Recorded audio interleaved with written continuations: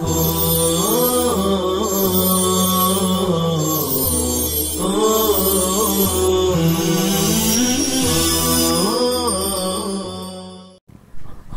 علیکم ورحمۃ اللہ وبرکاتہ۔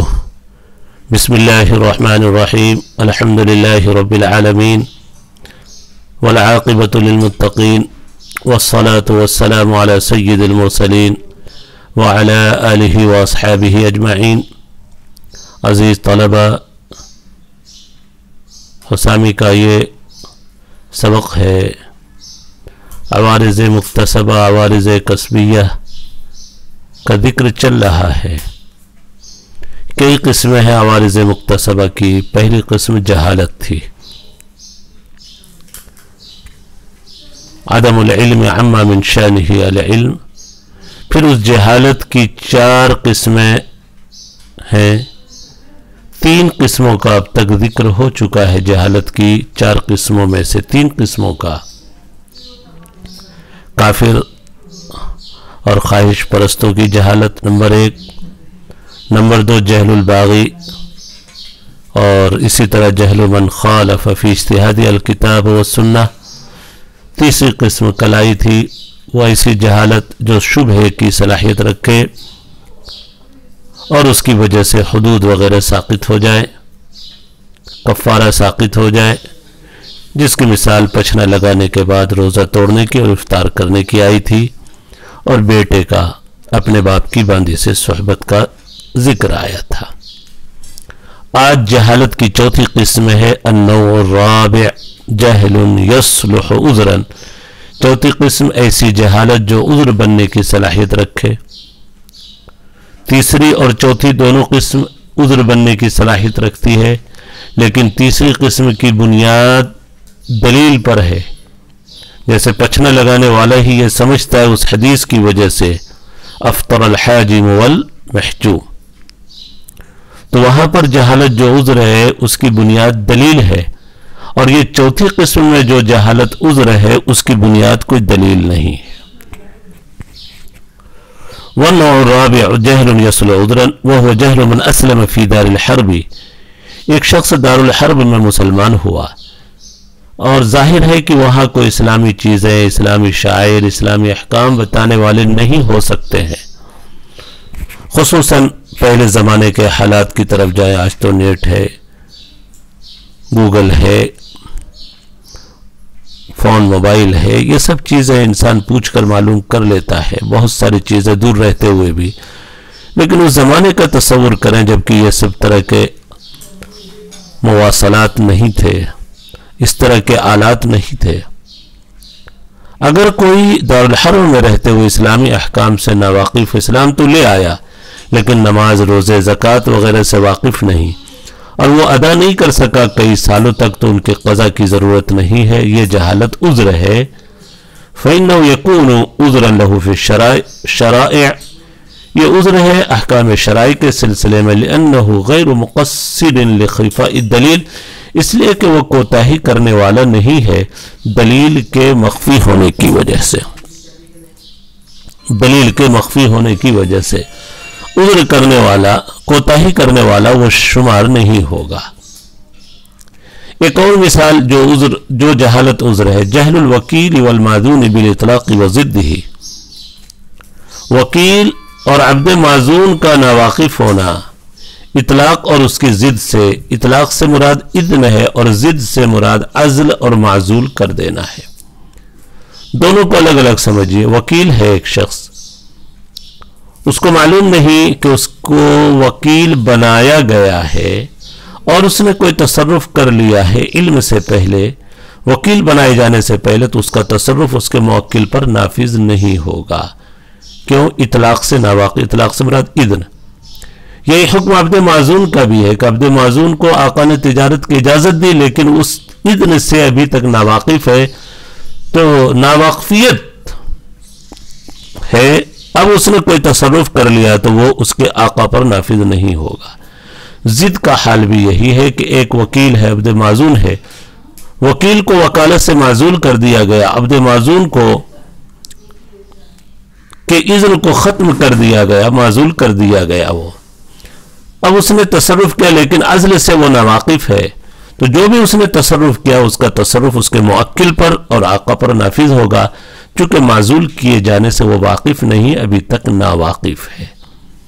تو اطلاق سے مراد اذن ہے، اجازت دینا وکالت کی، تجارت کی معزول کے لیے، اور ضد سے مراد یہاں پر عزل ہے، اس کا معزول کر دیا جانا، ہٹا دیا جانا۔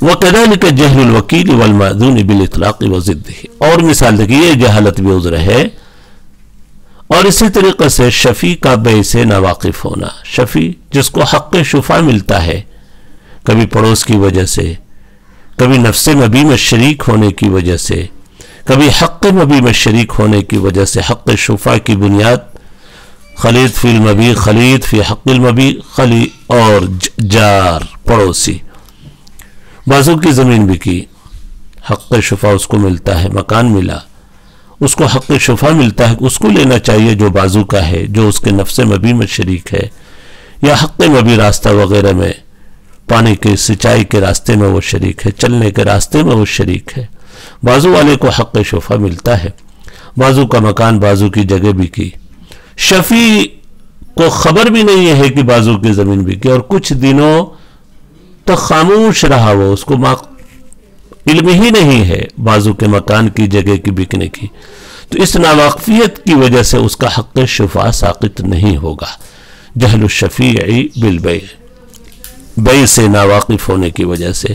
والمولا بجنایت العبد، مولا نے غلام نے کوئی جنایت کی، کسی کو کوئی زخم پہنچا دیا، کوئی نقصان کر دیا، مولا کو اس کی جنایت کی خبر نہیں، مولا نے غلام کو بیچا، جو قیمت آئی تو یہ نہیں سمجھا جائے گا کہ اس نے وہ قیمت غلام کو بیچ کر اس لیے حاصل کی کہ غلام کی جنایت کا تاوان ادا کرے، کیوں؟ اس لیے کہ اس کو جنایت کا علم ہی نہیں، تو فدیہ دینے والا، فدیے کو منظور کرنے والا اس آقا کو نہیں قرار دیا جائے گا۔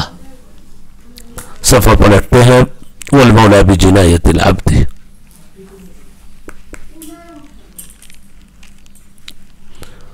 والبکر بالانکاح، باکرہ عورت کا نکاح سے ناواقف ہونا، ایک باکرہ ہے، اس سے اجازت لی جاتی، اجازت ضروری نہیں باکرہ کے لیے، ولی کو ولایت اجبار حاصل ہے، لیکن نکاح ہو گیا، اس نکاح کی اس کو خبر نہیں، تو یہ نہیں سمجھا جائے گا کہ اس کا سکوت رضامندی پر دال ہے، اس کی خاموشی رضامندی پر دلالت کرنے والی، کیوں؟ وہ نکاحی سے ناواقف ہے، تو اس کا وہ سکوت، دیکھیں آپ کے سامنے الصادر من الولی عذرا حتى لا يكون السکوت قبل العلم رضاء النکاح لخفاء الدلیل فی حقها۔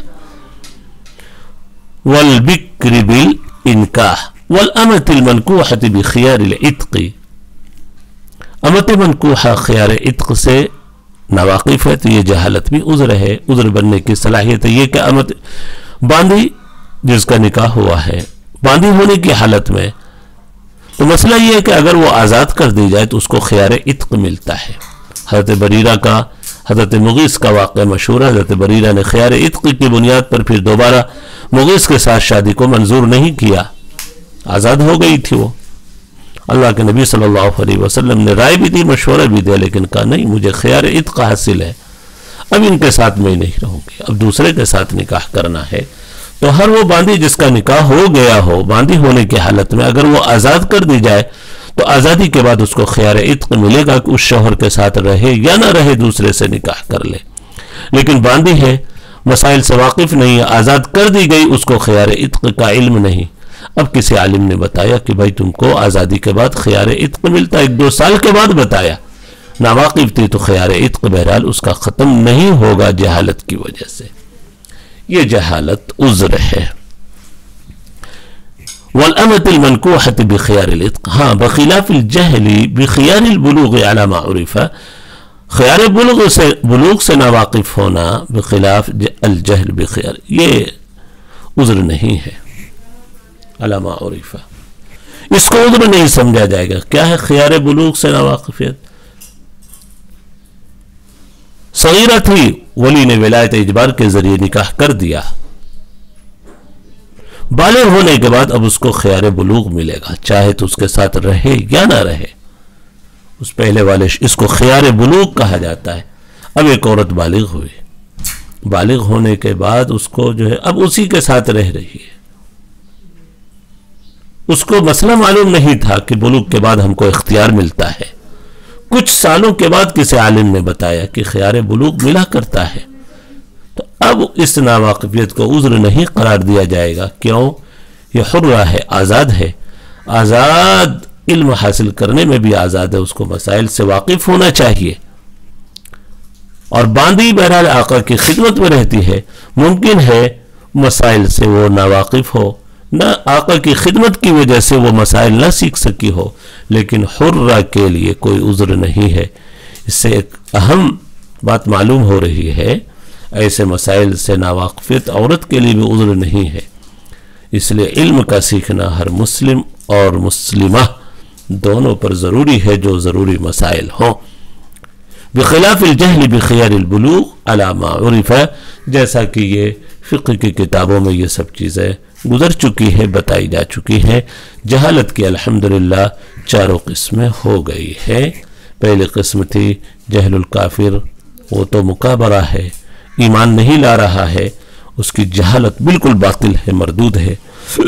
جہل صاحب الہوى فی صفات اللہ، یہ بھی پہلی قسم میں ہے۔ معتزلہ وغیرہ جو اللہ کے صفات کے منکر ہیں، فلاسفہ وغیرہ، قادر مانتے بغیر قدرت کے معتزلہ، عالم بغیر علم کے، کتنی بڑی نادانی ہے۔ جہالت کی دوسری قسم باغی، جہل الباغی تھی، باغی جو امیر المومنین کے اطاعت سے خروج کرے۔ تیسری قسم وہ جہالت جو شبہ بننے کی صلاحیت رکھے، محتجم پچھنے لگانے والے کی اس کی مثال آئی۔ اور چوتھی جہالت کی سبق آپ نے پڑھا ہے۔ اللہ تبارک و تعالی ہم سب کے لیے سمجھنا آسان فرمائے۔ وصلی اللہ علی النبی الکریم وعلی آلہ واصحابہ اجمعین۔ السلام علیکم ورحمۃ اللہ وبرکاتہ۔